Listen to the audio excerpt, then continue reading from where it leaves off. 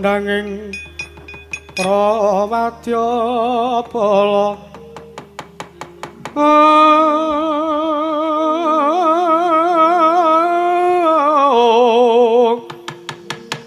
asor tambur miyang suling pepandhen dalutak miwa bandera kakandha mawarna-warna pindha jaladyan asri kaworyan ong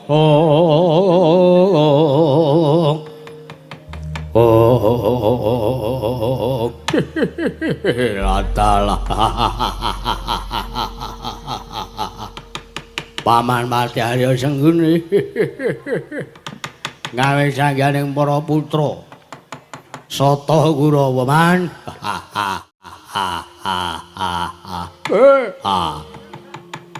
Ingkang putra Banjar Jungur puntur sasana kula nyadhong dawuh samangke wonten dawuh kados pundi saking ngersanipun Paman Pati Arya Sengkuni kepareng kula nyuwun dawuh. Man. Kula nyadong dawuh, Man. Wonten dawuh kados pundi?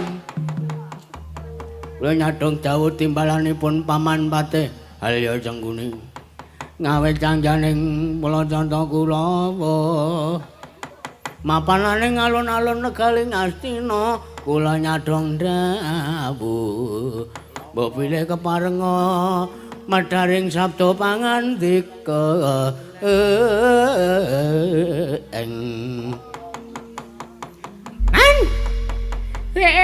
Engkang putrapun Traksi kula nyadong dawuh man. Samangke wonten gleng gleng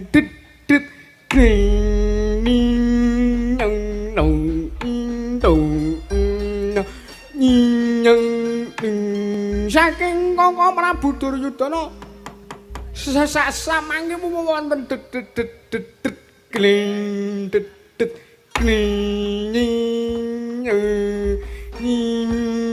kados pundi man? Mbok bilih kepareng samangke Paman Patih Harya Sengkuni peparing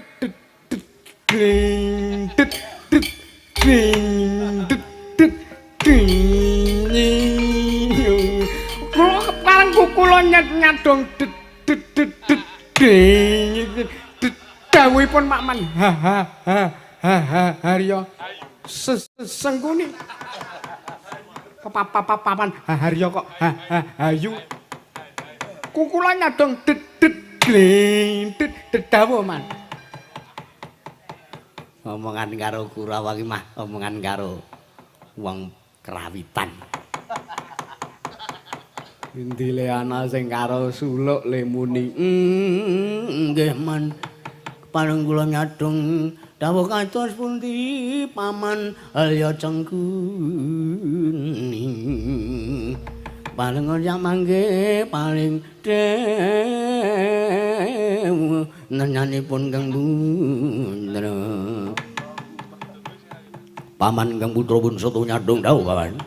Pamanatan Kang Putra pun Kartomarma nyadong dawuh. Paman Patih Harya Sengkuni kepareng paringa wis ah. Ora rampung-rampung nek omongan kowe Dur. Wonten dawuh.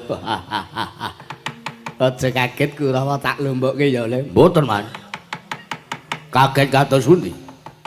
Ternyatipun sampun dados kewajiban prasata Kurawa pendak-pendak dipun awe. Pramila kedah nyaket. Sing adoh dicerakke, sing cerak diraketke. Nyadong dawuh lho. Kula nyadong dawuh Paman Patih Harya Sengkuni.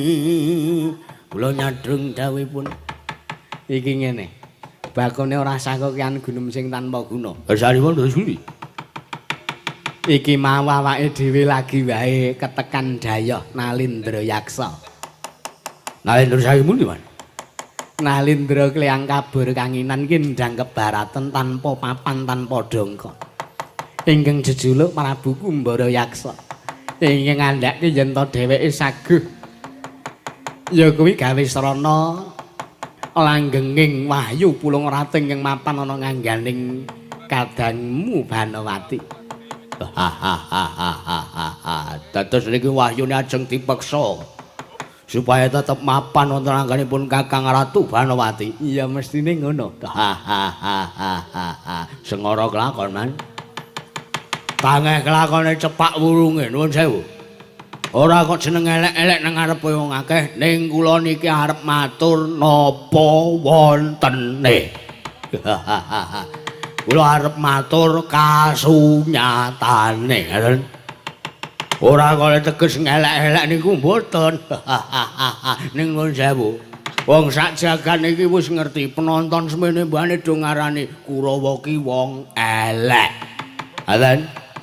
Kurawa niku watake angkara budine candala. Dadi nuwun sewu. Ora kok jeneng kula ngelek-elek lho, Mas. Kula matur napa wonten. Nek sampean arep gawe srana Wahyu Pulung Ratu niku langgeng mapan tenganggane Kakang Mbok Dewi Banowati niku tangeh kelakone cepak wurunge. Dasarmu apa kowe ngomong kaya ngono? Nuwun sewu. Wadah Wahyu niku kedar resik. Mergo Wahyu niku ngibarate banyu. Wong arep ngombe banyu wae kala mangsane gelasé kecemplungan laler, lalere dibuang sak banyune. Monggo banyu menika ibarate kaya dene Wahyu. Lah nek adahe reket wahyune sengara gelem mapan ning jero wadah. Pramila niku mengene sampeyan arep gawe srana wujuding Wahyu Pulung Ratu supados langgeng wonten manggaring Dewi Banowati kula kinten percuma.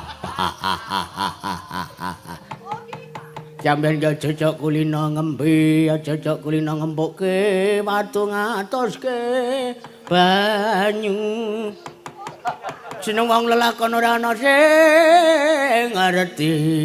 Sapa ngerti Kakang Mbok Banowati iso langgeng nampa Wahyu Pulung Ratu.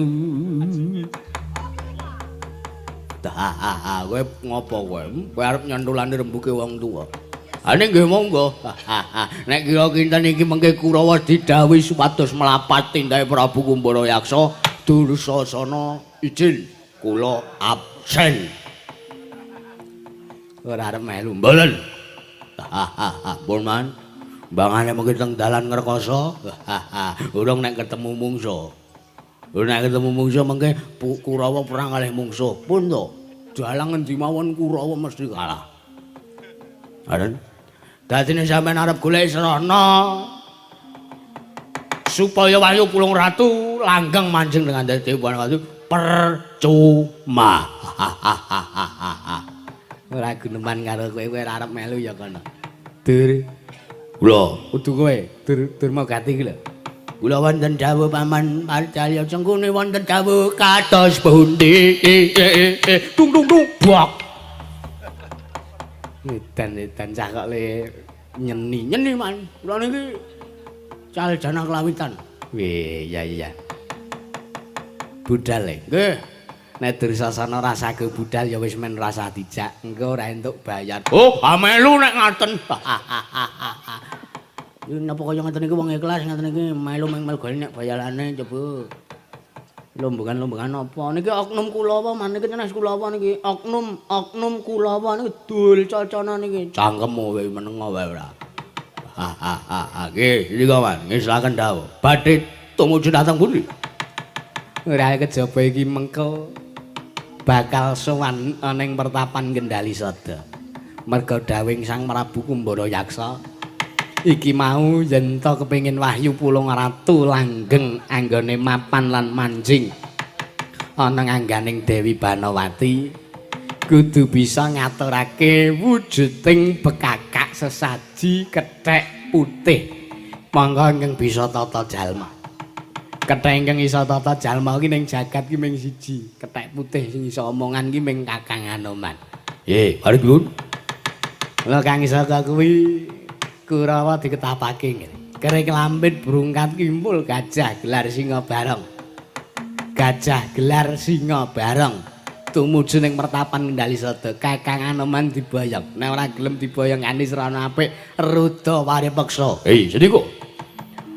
Aja wangkatipun ingkang putra Pursata kula bincang lawan. Ora ketang sambung kabar calak lintang. Satama boten dawuh.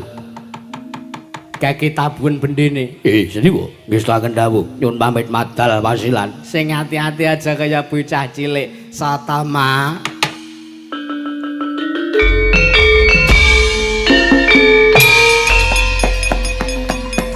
Sang patih sigra hanata baris nyawiji gumolong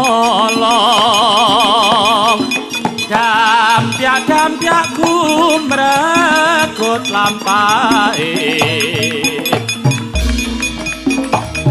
binarungku prawatana gate gumelar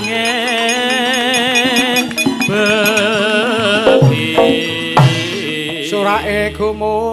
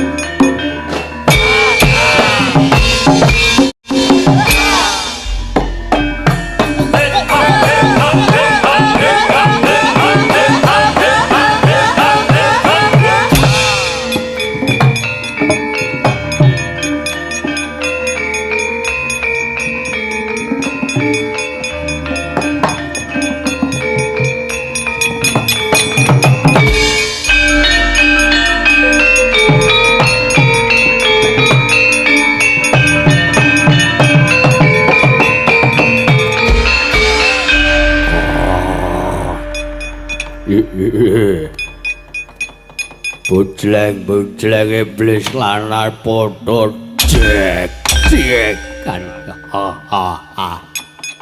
Gece-gece wali gece sadal setan wali kubra.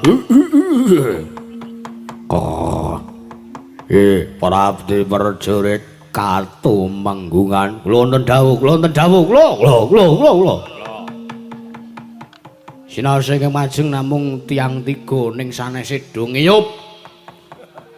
Ning nyata prajurit waduk linggih sembada. Sinaos ngiyup sak mangke tasih dipun dangu tasih. Mboten mendel, teges nyauri. Ya.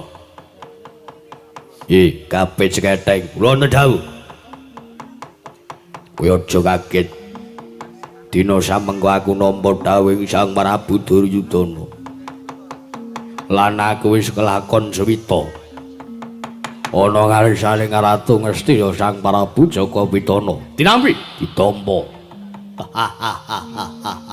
Bejo kemayangan syukur binagi sewu. Perkara sewu sinuwun. Kula menika mangertosi kondhange Prabu Duryudana menika nalindra ingkang gampang dipun blithuk. Ya. Prabu Duryudana menika nalindra ingkang gampil menawi badhe dipun jlomprongaken wonten jurahing kasangsara. Pramila sak mangke gandeng paduka Gusti Kula Sanata Sinuhun Prabu Kumbara Yaksa. Keduga sampun saged mlithuk marang Sang Prabu Duryudana. Ha iki kula mangayu bagya. Ya, lajeng menapa ingkang dados dawuhipun sinuhun? Mangerti ya. Aku kajibah satane aku dinawan ngupati wujuding Wanara Seta ingkang bangkit tata jalma. Lho, Wanara Seta ingkang bangkit tata jalma. Ya, badhe dipun menapaken. Ingkang ora ana liya kejaba, aku bakal gawe srana langgeng. Anggone Wahyu Pulung Ratu mapan ana anggane Sang Dewi Banowati. Banjur aku gawe pawadan yen to pancen Prabu Duryudana kepengin langgeng. Anggone garwane nampa kanugrahaning dewa ingkang awujud Wahyu Pulung Ratu kudu mbekakak. Wujuding kuwanda ya mbekakak ya sesaji. Wujude kethek putih ingkang bangkit tata jalma. Kabeh sekadek. Tak kira jeneng para wis mangerteni sapa kewan yo kethek putih ingkang ndak mestani iki. Iki. Lewat paling dawuh babagan Wanara Kusika Seta ingkang bangkit tata jalma tartemtu ingkang abdi pun giapit sekething. Mangertosi sinten sejatosipun ingkang paduka mestani. Mboten sare jawi namung pandhita ing Kendali Sata iki pandhita ing Kundalini. Nika pun Begawan Mayangkara inggih Begawan Anoman. Yo. Bagus, pinter kowe. Ya iki. Mesti mawon. Kula mriku ngawula panjenenganmu sampun dangu. Kula nyumurupi kados pundi gethinge ngraos menawi kalian kethek putih ingkang namipun Anoman menika. Bener. Tulis samangke kados pundi dawuh paduka Sinuhun Prabu Kumbara Yaksa. Sinuhun kados pundi dawuhipun kula mung kantun nderek. Nggih sinuhun kados pundi dawuhipun kula mung kantun nderek. Aja padha kirang gumuyu luwih dhisik sartane aja padha kokian gunem sing tanpa guna. Ternyatane iki mengko yen aku kelakon nyembadane apa kang dadi dawuh Sinuhun Prabu Jaka Pitana. Mesti awake dhewe bakal antuk ganjaran ingkang sakmurwat kelan apa kang wis ditindake. Kula semedya nampi. Kula semedya nampi ganjaran saking Sang Prabu Duryudana. Nanging aja kirang gumuyu. Yen kowe pancen sumedya nampa ganjaran saka Sang Prabu, kowe ya kudu saguh nyembadani lan nyendikani dawuh Sang Prabu Duryudana. Wis saken dawuh. Lajeng mangkatipun ingkang abdi keprajuritan sak mangke minjang napa? Lajeng mangkatipun ingkang abdi keprajuritan minjang napa? Lajeng mangkatipun ingkang abdi keprajuritan minjang napa? Ora ketang sambung obor cala lintang tumuli budhal dina iki. Ndak wenangake ngandhe wadya bolos gelar sepapan. Kerek lampit perungkat kimpul gajah gelar Singobaro. Wadya bala demit, wadya bala bajul barat, wadya bala prajineman kabeh digandhi. Hei, ngestaken dawuh. Sampangke ngabdi gapit pun gapit sketheng kula keparang nyuwun pamit madal wasilan. Sing ati-ati aja kaya bocah cilik gapit sketheng lan kabeh wae. Wah.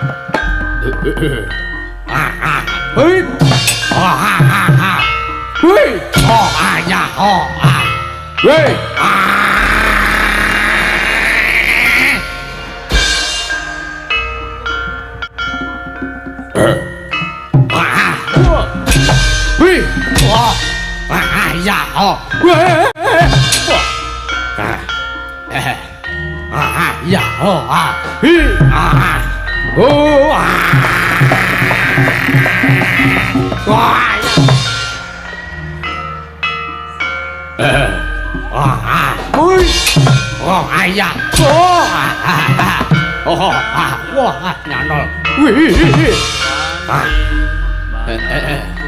nyantol. Aku ya iso muter-muter padhake apa. Wah. Walah, ora nyantol ngene wae.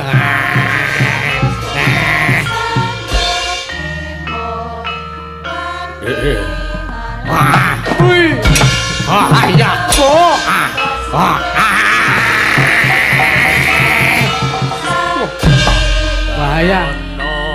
Nek Leno iso ngenengi mata.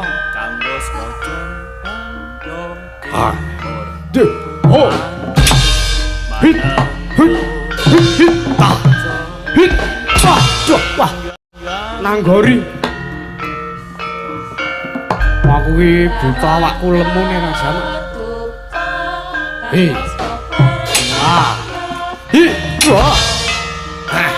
Aku ya iso.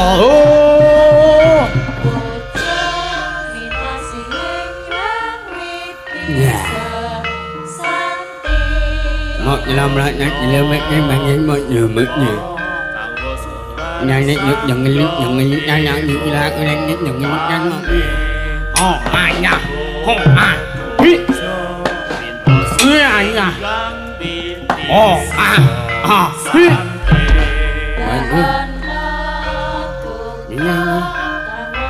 là nhung nha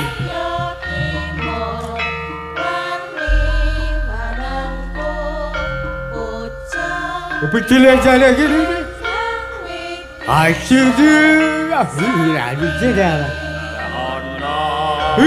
Dah pagi lagi. Sudah pagi sudah sudah sudah lagi. Sudah. Dia kasih.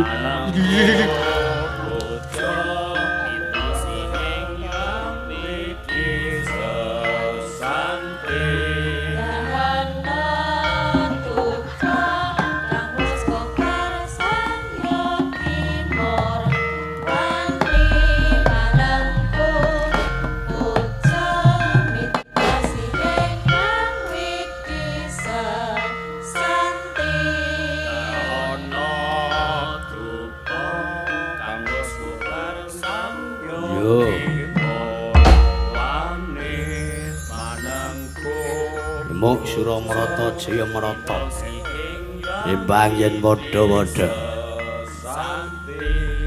kece-kece wali kece sata setan wali kobra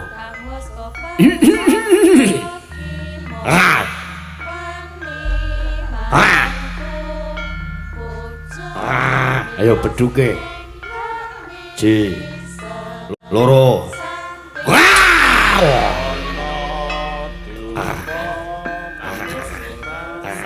untre wah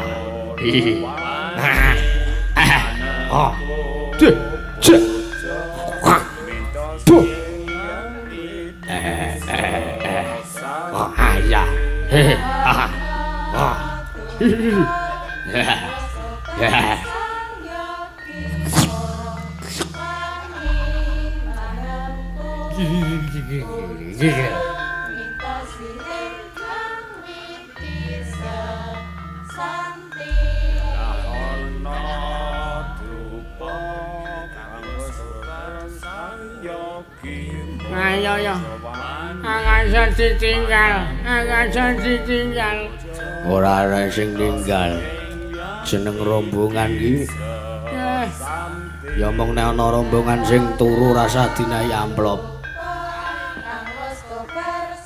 wayah nyambut gawe turu aku memeng opene wadyabala ngono mengentek-enteki jatah pangan ning ya ora apa-apa itunge Ayo. Aku cintane. Iya. Aku ora gawe aku ora turu. Aku ora sok turu nek wayangan aku sok ora tau turu. Ha iya apik. Ya meng aku nek wayangan iki mumet. Sangka mumet sirahku. Dadi tak nggo turu. Padha wae aku turu ya. Padha wae. Jare ra tau turu. Aduh. Aduh. Iki piye iki sirahku mumet terus. Apa tak cepote wae? Aja. Nang apa? Kowe lanti sirahe wagu. Ora gagas. Wis ora mumet. Wani manangku puja rasa sing yang witi Apa kuwi? Ming tengkorak ndas tok.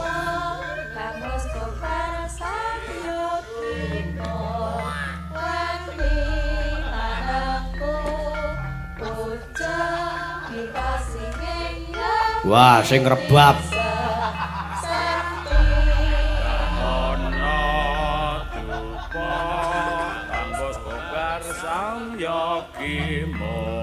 Persis sing rebab.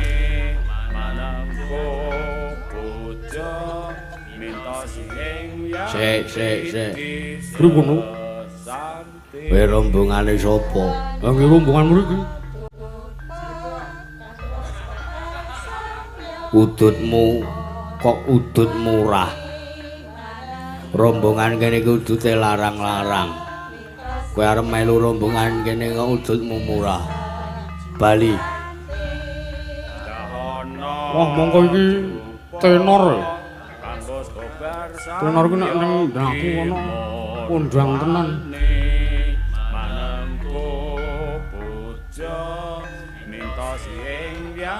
Iya biyo. Apa iki? Aku ki rombonganmu dhewe sembok wedeni.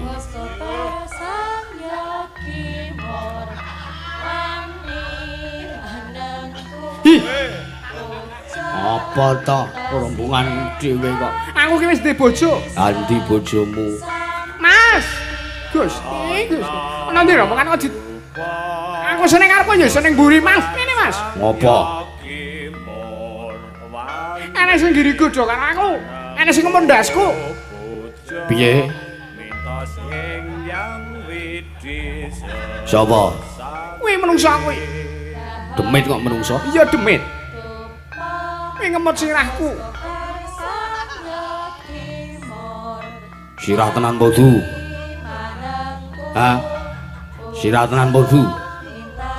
Sirah apa aku pengen tuh sirah. Kok demit ora tatanan kowe?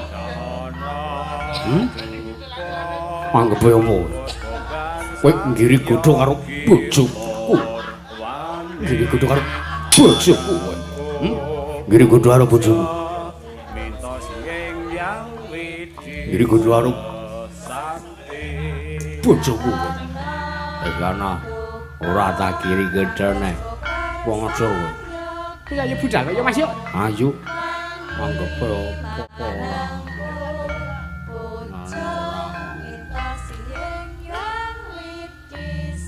Meng ora enek-enek kok. Ming sak jae. Ndel-ndelke. Awas kowe, diteni kowe. Kok ora iso bali iki?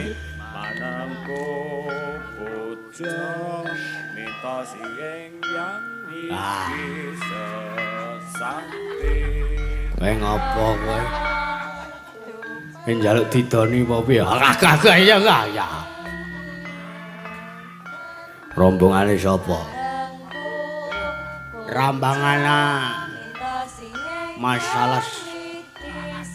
Masalah beranjang. Bronjong beranjang. Are ganti. Kala kata patah.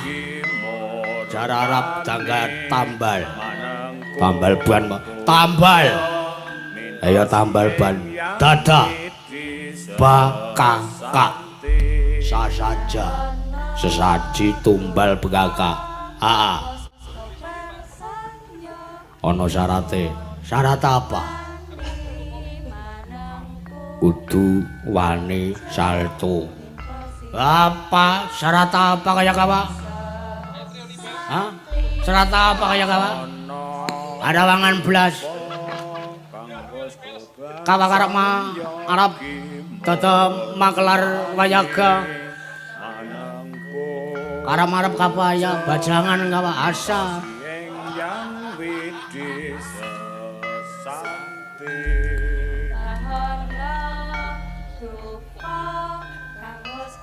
Wah, kelana cedhit.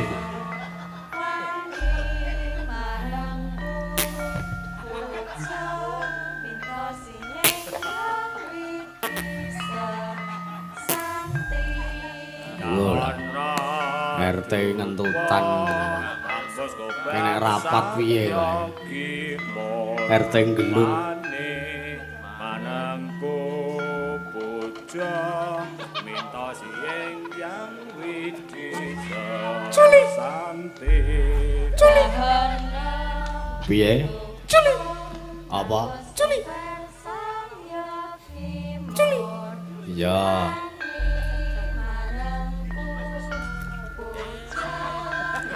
Wah, wis modar tambah modar pindho kowe. Ya apa?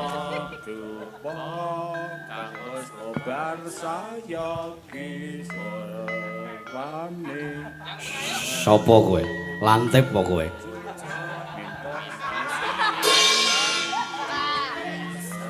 Turu kono, sesuk nyopiri bis. Klithian cah cilik ora. Ngene-ngene akeh rombongan. Wayah nyambut gawe aku ya nyambut gawe. Ngene kok ora. Wis, arep nyambut gawe ya nyambut gawe. Heeh. Ora kena nakal. Ora. Sindene ora entuk turu suwi. Ora. Ngene ora.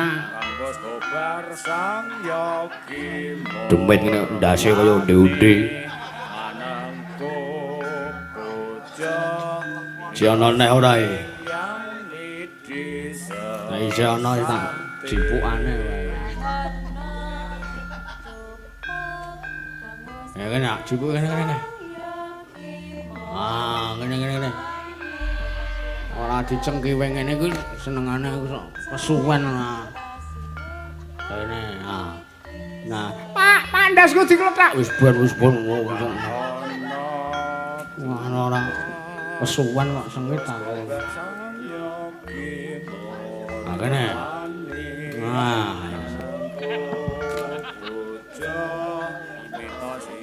Mah kaya eskavator iki. Entek.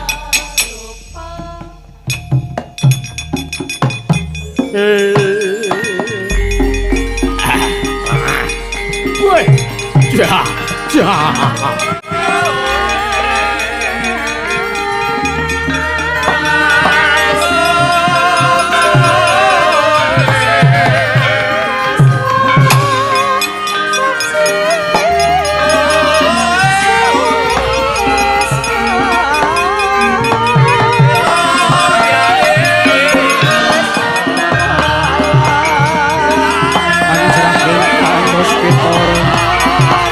Kasuring samiron omre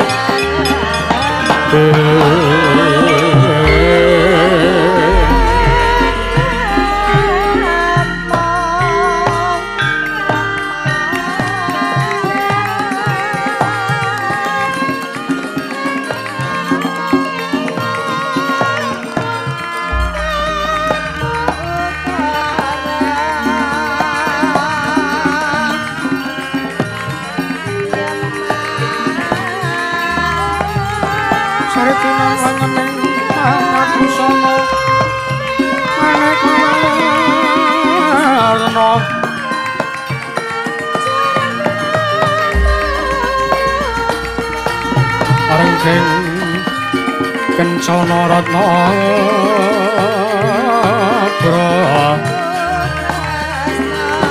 Bandera layo kumitir Sinorang mandra sing maruta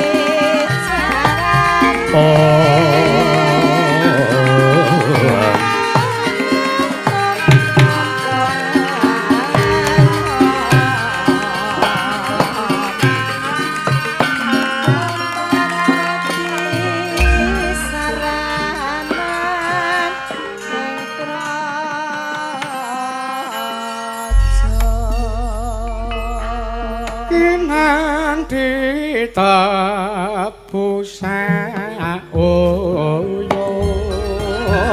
sayong yon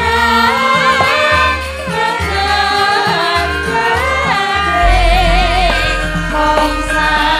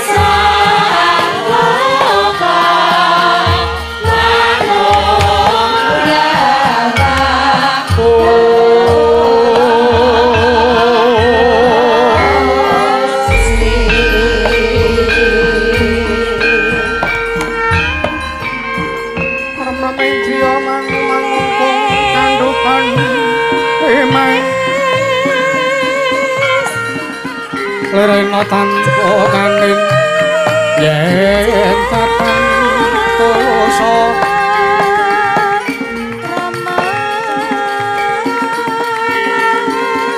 amanggo sang tiahoko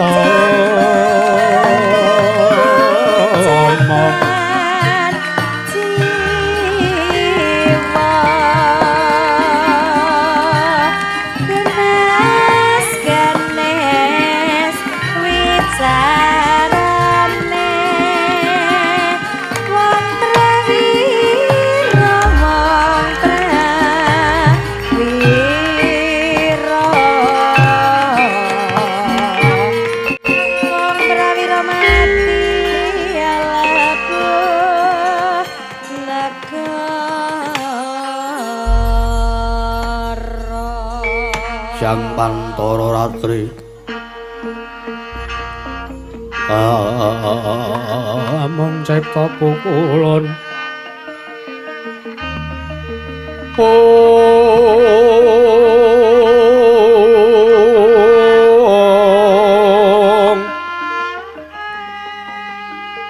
tang ngono liyan kaeksi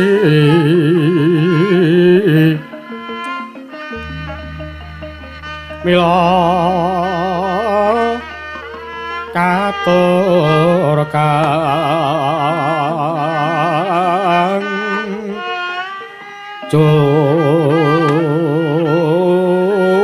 romane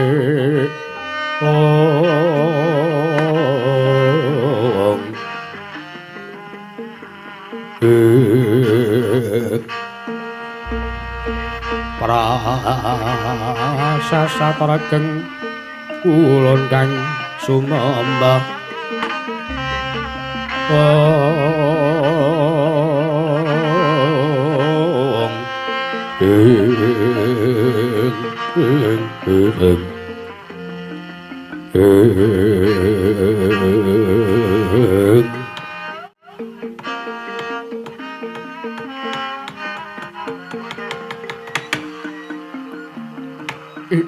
Nuwun sewu.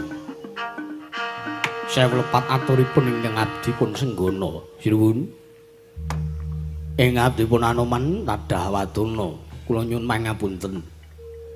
Sewu lepat kula diageng pangaksami wondene anggen kula nampi rawuh paduka sinuwun. Inggih Sang Nata, sinuwun ing Mandura, inggih sinuwun Prabu Baladewa. Wonten ing Padepokan Kendali Sada inggih pertapan Kundalini. Kamangka kanthi kawontenan ingkang sarwa sarwi nguciwani sinuwun ing abdipun Anoman inggih Senggana kula nyuwun pangapunten.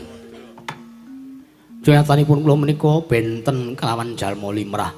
Kula menika wujuding wanara, kula menika kewan sinuwun. Pramila kawontenan pertapan ingkang kados kandhang menika kuwi sampun limrah. Pramila sinuwun Prabu Baladewa. Kula kinten sak mangke lan kula suwun Kasta paring pangapunten dumateng jasadipun Anoman sinuwun. Mipah sarawipun sinuwun Prabu ing Mandura. Wonten ing pertapan Kendali Sada kula ngaturaken kasugengan rawuh paduka sinuwun Prabu Baladewa munggi mangke karaharjan sinuwun Prabu Balarama. Ya jagat pangestu Ngurwaya Punara jagat Patendra Jaladewaku. Kakang Anoman yo ora dadi ngopo Kakang. Jernyatane wis pantese lan wis sak trepe. Yen to kanana ing pertapan Kendali Sada kaya mangkene. Nanging ora dadi ngopo. Senajan to nuwun sewu wujudmu kuwi wujud wanara. Wujudmu kuwi munyuk, wujudmu kuwi kewan. Nanging wong arep ngangsu kawruh, wong arep golek ngilmu, wong nyecep ngilmu kuwi ora nyawang marang sapa ingkang disuwuni ilmu ingi. Nanging mung nyawang marang sepira gedhe lan pigunane ilmu kuwi mau. Mula kang saka kuwi Anoman. Aja kok duweni rasa banjur Kakang Anoman duweni rasa wedi sartane duweni rasa isin merga sangka wujudanmu ingkang nuwun sewu kaya mangkono. Ih, mboten sinuwun. Dinyatanipun anggen kula gumelar wonten ing Madyapada menika kula namung satuhu nglampahi darmaning adil menapa ingkang kedah kula lampahi lan menapa ingkang boten kepareng kula lampahi dening Gusti sampun dipun damelaken pepalih. Pramila anggen kula gesang teng Madyapada menika cekap sak madyanipun ngimawon. Bagus, Kakang Anoman yo. Sabanjure anggon Kakang Anoman bagek kelawan sawani Baladewa ing pertapan Kendali Sada. Kakang Anoman sowan karana ngangen suwiji apa? Sowanku rahayu adosa Karubeda caket mring Karaharjan. Ya mung aku ngaturake basaku katur kunjur ngersane Kakang Anoman. Lho mangke riyin. Paduka menika Nalindra teka ngaturaken bekti kelawan ingkang abdipun Anoman dosa lan walap menapa ingkang badhe sumandang dhateng gesangipun Senggana sinuwun. Kakang Anoman wonten dawuh. Ora kok teges kepiye-kepiye. Jernyatane mung nuhone kelawan yuswa lan sak trepe Baladewa kudu ngaturake sembah nursane Kakang Anoman. Jernyatane aku tinemu taruna, banjur Kakang Senggana kuwi tinemu werda. Mula kang saka kuwi tak jaluk kanthi banget sembahku tampanono Kakang Anoman. Matur sembah nuwun. Kula tampi sembahipun sinuwun Prabu Baladewa dawah sami-sami. Mugi anggen kula nampi sembahing Nalindra mboten nampi siku dendaning Jawata. Ora bakal. Jawata duranti siku. Inggih. Wah panjenengan mriku wiwit riyen ngantos sepriki geculipun tasih sami. Kakang Anoman wonten dawuh. Bloko suto aku tak lancang matur nung samu. Babakan wigatiku sowan nursane Kakang Senggana Kendali Sada. Lah menika kula dereng dangu bab wigatos malah sak mangke paduka sampun kepareng badhe walaka bab wigatosipun. Yo. Aku arep takon nursane Kakang Senggana. Kados pundi sinuwun? Apa sing dadi ya kuwi sabab lan apa kang dadekake Kakang Anoman ya Kakang Senggana bisa umure nganti bisa dawa kaya mangkene.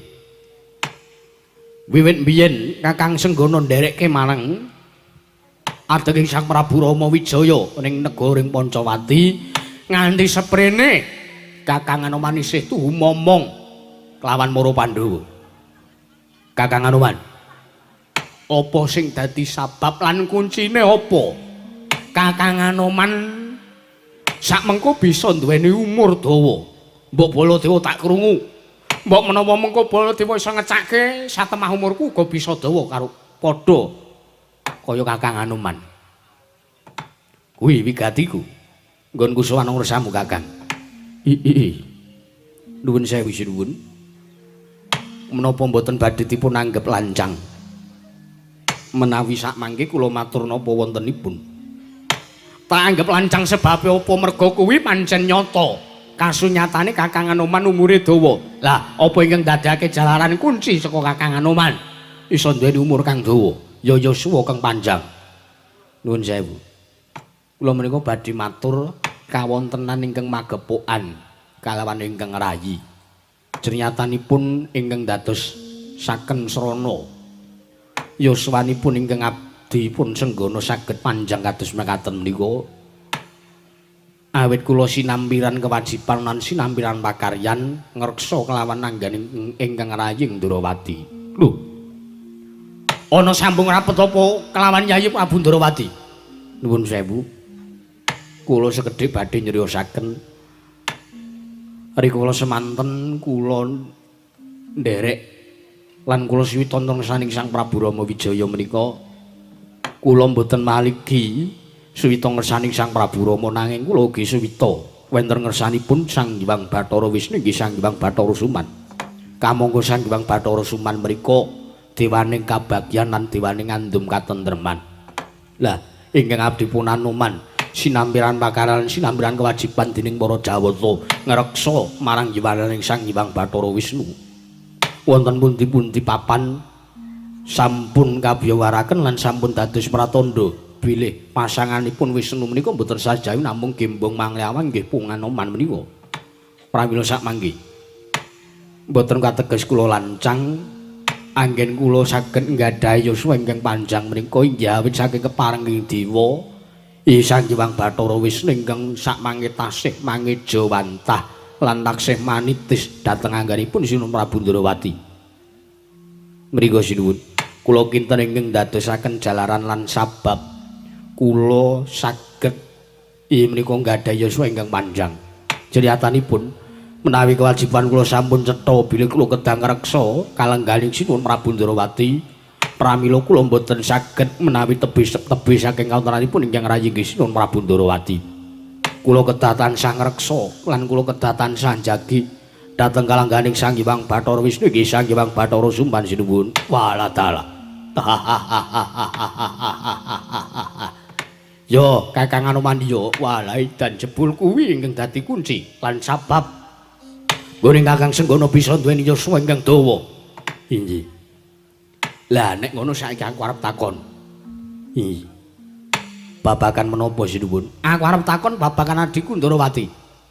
Aku mung arep mbalekke atur ya ngendikane Kakang Senggana ingkang ngandhakake yen to Kakang Anoman bisane duweni yuswa ingkang dawa kuwi disababake saka nggonmu duweni pakaryan lan sinambiran kewajiban kudu ngreksa marang kalungganing Sang Hyang Bathara Wisnu. Aku tak takon karo kowe Kakang Anoman.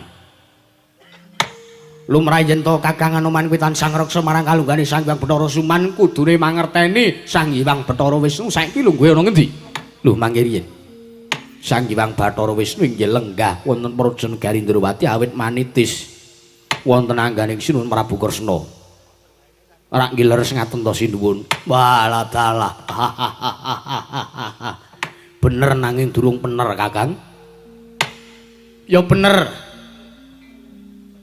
Yen to lumrahe Sang Hyang Bathara Wisnu kuwi mapan ning Praja Negara Ndrawati merga nitis ning anggane adhiku Kresna. Nanging kawuning ngono Kakang, ngertenono yen to samengko sana tulung candra ring kalunggan saiki Yayi Prabu Ndrawati oncat, Yayi Prabu Kresna linggar saka negara Ndrawati. Kamangka ora ana baban ingkang menga andha kang tinumpuk banon kang sumendhe. Samengko Yayi Prabu Ndrawati oncat saka negara ing Ndrawati ora dimangerteni nang endi papane. Baladewa wis ora kurang-kurang nggonku goleki sartaning Upadi Sarat Srana Karti Sampeka srana ngrawuhake Brahmana winasis 1000 sugata miyang para nimpuna. Kinarya ngupadyana ngendi durung Yayi Prabu Ndrawati wondene Gagар Wigar Tananto Karya. Lah mula gandeng Kakang Anoman ngaku sartane bloko. Yen to sakmengko Kakang Anoman kuwi kewajibane ngreksa marang kalungguhane Sang Hyang Bathara Wisnu. Lah mula baline adhiku Ndrawati baline Sang Hyang Bathara Wisnu saka tangane Kakang Anoman. Ora bali ya saka tangane Kakang Senggana, Kakang Mayangkara.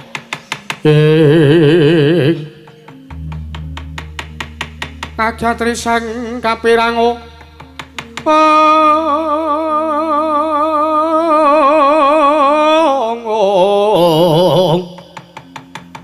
Dosang reptaning bawana kita kang malang ati. Waduh. Teko paduka nembe paring dawuh sak menika bilih Gusti kula ing Ndrawati oncat. Lho piye? Kowe mau ngomong. Kowe mau ngendika, Kang? Yen to kowe mangerteni marang sak mobah musik Yayi Prabu Ndrawati merga kowe mangerteni sak mobah musik Wang Pikulun Bathara Wisnu. Lho lha nggih. Lho lha iya. Lah kowe malah lagi ngerti perkara iki. Basa Baladewa mantun usare Kakang Anoman. Ora engko sik janjane pakaryanmu iki ngopo? Nggonmu sinampiran kewajiban saka para dewa ngreksa kalunggane Wang Pikulun Bathara Wisnu. Kowe iki mung mangan gaji wuta ngono apa piye? Lah kok nganti kanane adhiku Ndrawati oncat saka negara Ndrawati malah Kakang Anoman lagi weruh, lagi pirsa yen to Baladewa omong. Iki nek Baladewa ora mung nusane Kakang Senggana, tak kira sengara Kakang mangerteni babagan wane adhiku Ndrawati. Sampun. Kula kinten boten sadipun penggalih, sartanipun boten sadipun rembag kanthi sarana gontokan. Ora kon ngrembug sarana gontokan piye? Kowe iki tukang ngreksa ning goblok kowe iki. Jare kowe kewajibanmu ngreksa kalunggane adhiku Ndrawati kalebu Wang Pikulun Bathara Wisnu. Lah kowe wah, piye Kakang Anoman? Sampun. Menawi samangkestu paduka sinuwun mandura ngersakaken konduripun ingkang rayi, monggo sak mangke kula dherekaken. Yo. Janji ora iso nemokake canggamu ingkang dadi jole. Sampun. Monggo kula dherekaken sinuwun.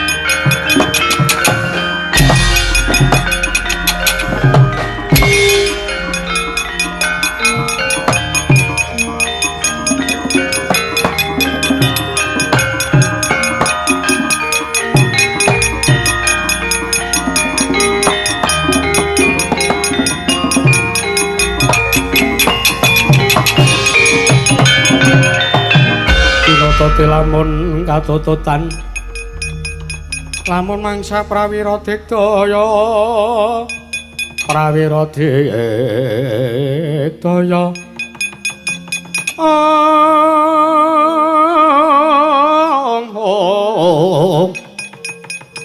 Ronanggono magawe kelari rawang wang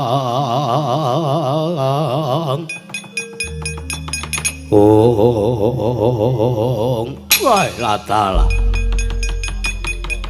panus main jajalanan iblis lanat bedebah ora tatanan ora pangling sing ngadang ning tapel wates pertapan Kendali Soto Setyaki ora pangling Surtayuda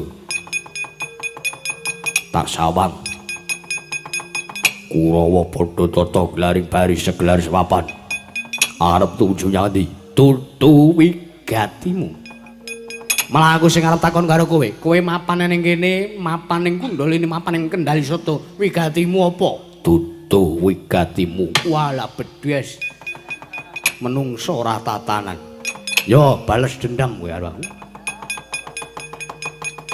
yo saiki aku karo kowe ming padha-padha ora tak wene ngerti wigatine aku ora mene ngerti wigatiku mapan ning kene kowe yo ora mene ngerti wigatimu mapan ning kene prayogane ayo prayogane kowe gelem minggir apa ora kowe ora minggat saka marangmu kok tak lakon cekel sirahmu antil dadamu gilang saran ora inget ora mengko dhisik perkarane apa aku kepo sing golopo karo para Sata Kurawa kowe ora gelem minggir merga iki dadi dalaning para Sata Kurawa nggone bakal tumuju ning pertapan Kendali Soto wigatine apa engko tak ngaturke nang sang Kakang Anoman ora iso mergo Kakang Anoman samengku nderekke lawan tindakku wah lah iwak kecemplung wuwu kutuk marani sunduk kowe warep yo ibarangan merangi tatal Grajiawu cetha kowe mbanjet ora manut kanggo kang dadi atur Surtayuda ora dadi agi bareng apa ora minggat saka pangarepanku lakon ning kene marganing matimu babu arep apa ora bakal tak tinggal sejanggahun jatuh Lena pangendamu rak candah siramu taun tapke nyawamu ning kayangane Bathara Yamadipati modar tenan kowe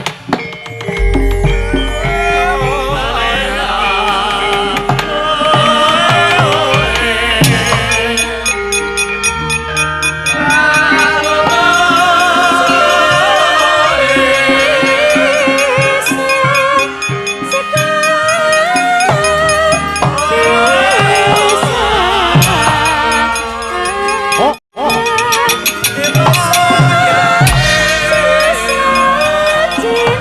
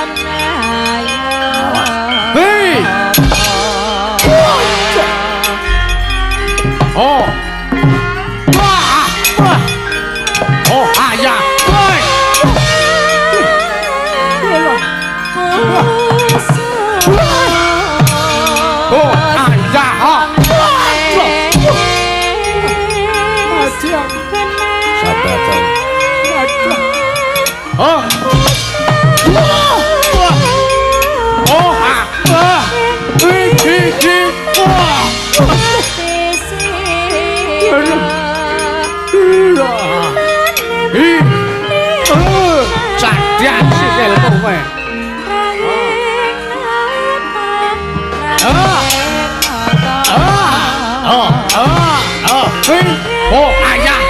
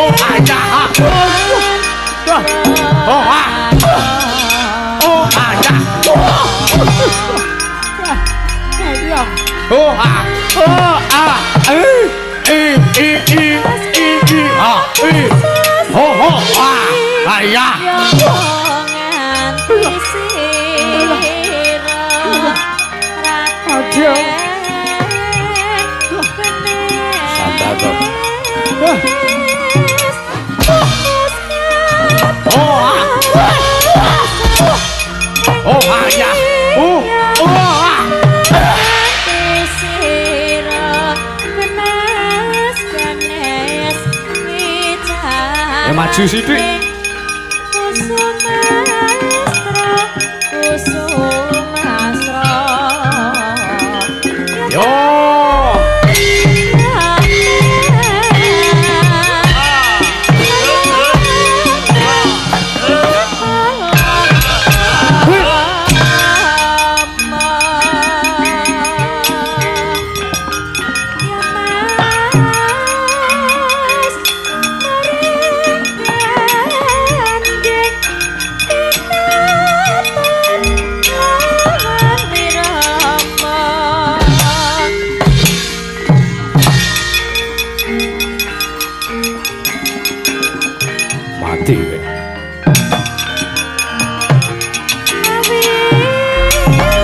Edan yang ligo goto wesi kuning mar yo oh oi oh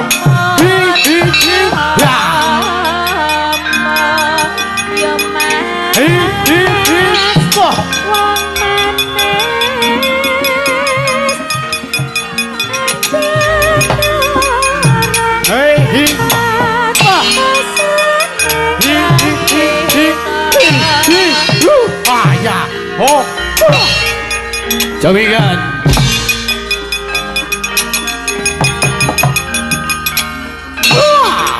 mati kowe jar kowe yo jar kowe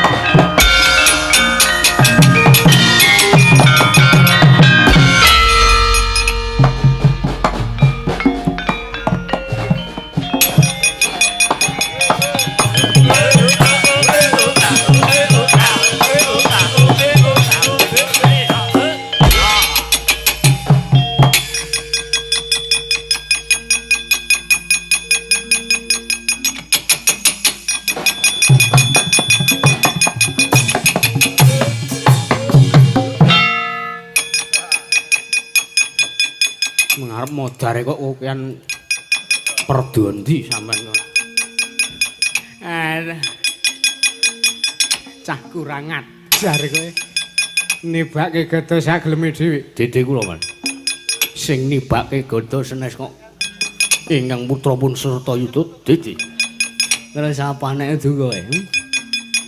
Sing eneng tapel wates perang gedebukan ki mengko. Kowe perang karo sapa? Padha-padha le kura mbok ya rasah do gelut. Nek eneng perkara ki dirembug sing apik-apik. Eneng perkara apa? Perkara wedokan. Didi. Sampeyan kok sing digagas ning perkara niku mah. Wonten margi pinanggih kalian Setyaki. Apa? Wus. Setyaki. Nggih, Man. Kowe kok iso ketemu karo Setyaki? Kirangan. Piyambake kula takoni mboten purun bloko jalaran kula ugi mboten purun bloko. Bagus. Kowe ora sah bloko. Nek arep Setyaki bloko ya ben bloko, nek ora gelem bloko ya wis. Ya iki. Kowe perang karo Setyaki. Iki. Kula badhe pinanggih kalian Kakang Anoman mboten dipun parangaken kalian Setyaki. Ya mokal wong ketok saka raimu ki rai-rai niat elek. Oh iya. Wis kana mundur ah. Kira-kira kowe ora iso merantasi ben liyane wae. Oh iya. Nek ngono kowe gandeng perangmu kalah tur perangmu elek.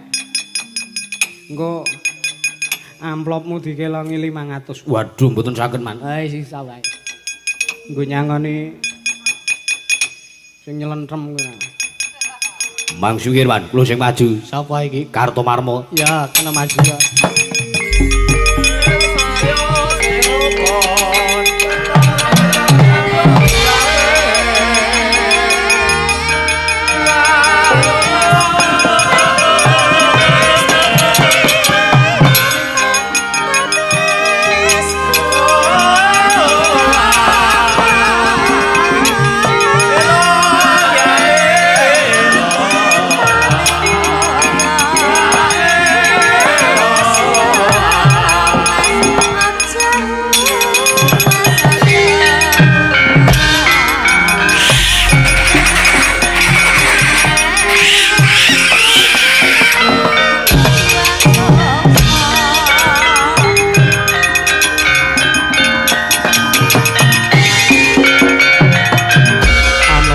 Pracandra seta cocak rawon kapimendha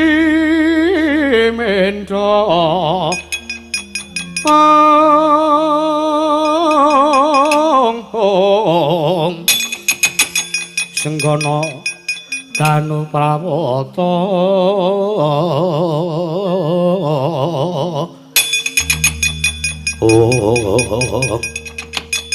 edan Anoman mere ciat. Wih lho.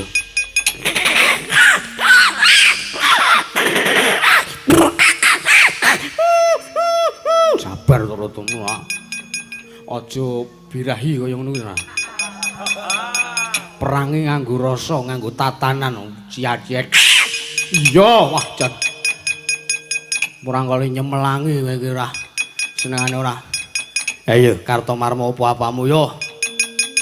Kowe ora gelem tumungkul ngersane Prasata Kurawa. Lakon mati dening aku Tati Kakak. Kowe dhisik sing mati dening Anomanmu.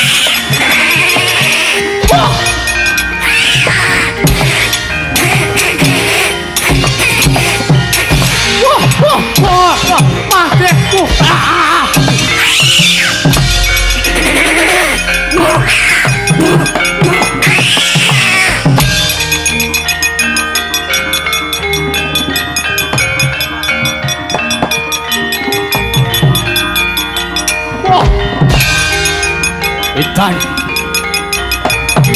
Oh. Kener sirahe. Kener dadane. Kener wudele. Kener dengkule. Mati kowe.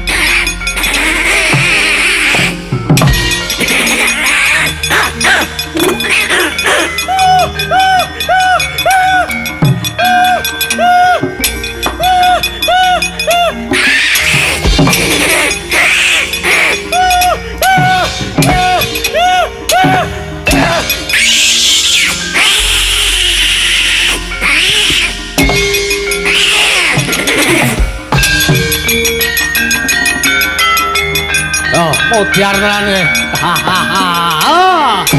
Terus krocok kamar. Oh. Besret. Apa iki? Wah. Wah, tekku dhewe.